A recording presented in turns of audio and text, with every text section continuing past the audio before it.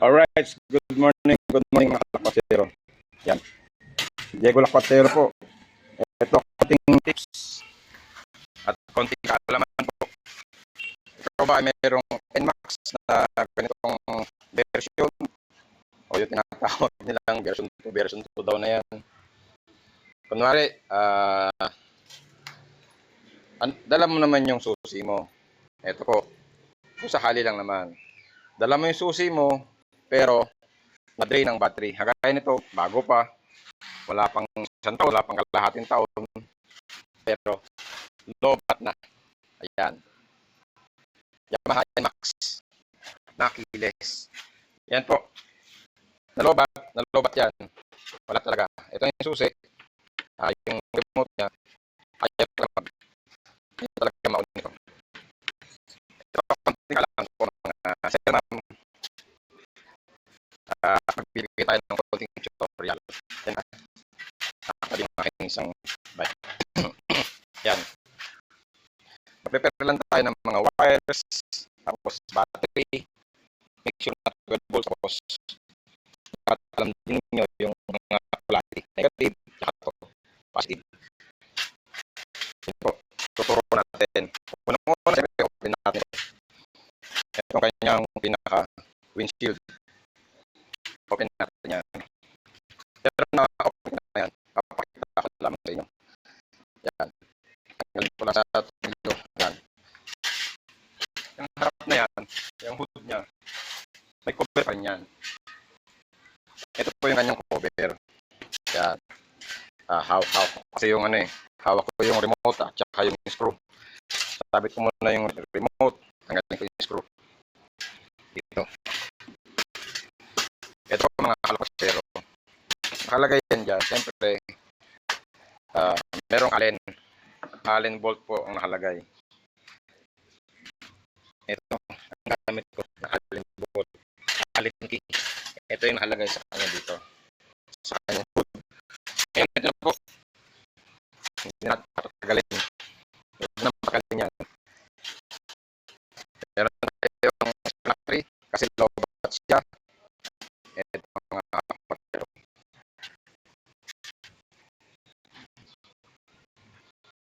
Open mo ng hood. Hanapan itong fuse. Ito, dalawa na yan. Tapos, hanapin mo yung solid na red. Ito, ang malaking red. Tapos, yung mga dulo ng wires, ito, positive, ididikit natin doon. Pero, siyempre, dapat yung negative mo, nakadikit na muna sa body ground. Dito, mas malakas kasi naka-open na siya. Naka-open na. Diyan ko na lamang dinikit sa kanyang rotor disc. Ito na ngayon, yan. Ididikit. Bahawak nga ako Dikit natin sa kanyang solid na red. At ulitin natin hindi ko po siya ma-open Hindi ko siya ma-open. Yan. Hindi ko ma-open Ayan. Paano ba to? Ayun na. Nasaan na yung wire? Ito na yung wire natin. Nasaan na? Dumikit na. Yun nga pala, ingat po. Ingat kayo sa battery. Iwasan yung madikit kayo kahit saan dito. Magkamali. Kasi baka maapektuhan ng ating ECU. Baka masira. Ito na po Itong ating positive na galing dun sa ating extra na battery. Dikit mo lamang dito sa sa likod ng solid na wire. Yan, didikit mo lang. Yan. Sisiksik ko na lang. Tapos lapit natin yung kanyang remote. Then, boom! Ayun.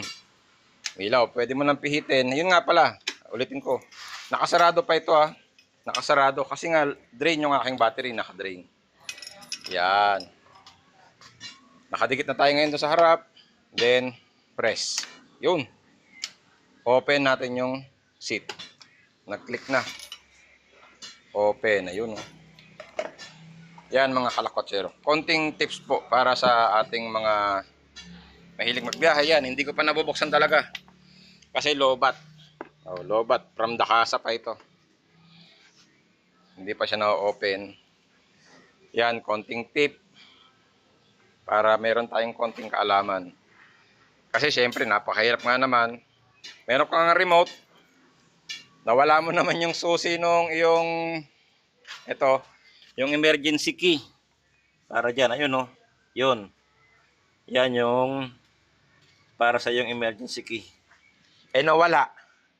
Nakakainis. Hindi, siyempre, pag nagbabiyahe tayo, ang dala natin, remote lang, di ba? Itong remote lang. Itong remote lang ang dala natin pagka tayo nagbabiyahe. Nalobat. Ito po, disclaimer lang ha. Yamaha po, Yamaha, tapos brand new. Hindi naman sa pagmamayabang, binayaran naman natin to ng cash. Wala pang kalahating taon or sabihin natin wala pang isang taon, yung kanyang battery, lobat. Hindi ako mahilig mag-modified ng motor. Kahit makita niyo yung mga bike ko, wala akong hilig sa pag-modified.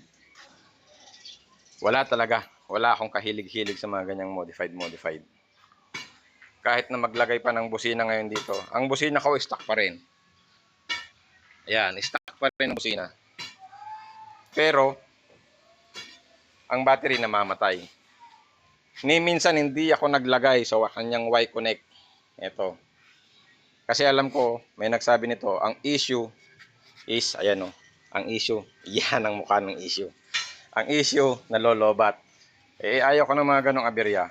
Pero inabot pa rin ako ng aberya. Buti dito na lang sa bahay, sa bodega. Sa bodega na lang natin. Ayan. Yun o. Kasi meron na siyang supply na kuryente, tumutunog-tunog na siya. Adi, ayan. Ulitin ko po, hindi po ako mahilig sa mga modification, sa mga modified na yan. Ganyan lang, pagka siyempre sa big bike, kailangan mo ng mga auxiliary light, tapos yung busina malakas. Pero sa ganitong pang city drive ko, pambili-bili ko ng mga pyesa, mga pamali-malengke, wala ako masyadong hilig maglagay ng kung ano-anong mabubot. Kasi magagamit mo naman yan eh. Magagamit mo naman siya. Tatakbo naman yan siya nang wala kang ibang ginagalaw. Kinuha mo sa kasa, naiuwi mo, magagamit mo naman. Pero ito nga lang, brand new po brand new. Pero ang nakakabit na battery, wala tayong knowledge kung anong kinabit nilang battery. Yun po, hindi naman po sa paninira. Pero, syempre, inasahan mo. Kaya ka nga kumuha ng brand new mong sasakyan para magamit mo daily nang walang sakit sa ulo. Yan po, konting kaalaman. Tanggalin mo lang yung windshield or wind visor, tapos itong kanyang hood. Yan na, makikita mo na yung kanyang fuse dito. Ito lamang po, ingat kayo sa polarity. Sa polarity ng battery. Huwag na huwag kayong magkakamali. Yung negative, ito makikita nyo naman, negative at yung positive. Huwag na huwag kayong magkakamali. Yung negative, ilalagay mo doon. Mali po yun. Yung positive, ilalagay mo dito sa body ground. Mali po yun. Yan po ha. Para tayo ay safe. Para yung ating computer box is safe. Yung ating ECU na napakamahal, kalahati ng presyo ng motor, ay safe. Yun lamang po mga kalakotsero. Sana mayroong kayong konting natutunan sa aking mga konting tips. Diego Lakotsero po, lakwatsa tayo. Alright.